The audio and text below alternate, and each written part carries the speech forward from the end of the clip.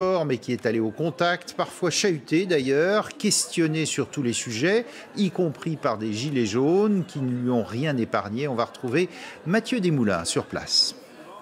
Près de 12h30 de visite ici pour Emmanuel Macron, porte de Versailles au Salon de l'Agriculture, et un message que le chef de l'État a souhaité adresser aux agriculteurs tout au long de la journée. Je suis derrière vous, je ne vous lâcherai pas. Sa visite a donc été jalonnée de visites sur des stands liés à des enjeux d'actualité dans le monde agricole, que ce soit le suicide des agriculteurs, le malaise du monde paysan, la question de la rémunération ou encore la pêche, une filière que l'on sait très inquiète depuis le Brexit. Et puis, outre cette visite prévue au programme officiel, il y a eu les traditionnelles déambulations dans les pavillons de la porte de Versailles où chacun, public comme agriculteur, a pu interpeller le chef de l'État, lui poser une question, prendre des selfies ou tout simplement lui faire part de son opinion. Et le chef de l'État a répondu sur des sujets divers, l'agriculture évidemment, mais aussi la crise des gilets jaunes, les retraites, les APL. Le chef de l'État qui est donc parti ce soir juste avant 21h, après, je le disais, près de 12h30 passé ici. Il n'aura donc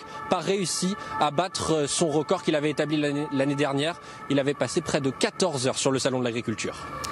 Quant à Éric Drouet, l'une des figures des Gilets jaunes, il a fait irruption au salon vêtu de noir, rapidement expulsé par la sécurité présidentielle, sans avoir réussi à approcher Emmanuel Macron.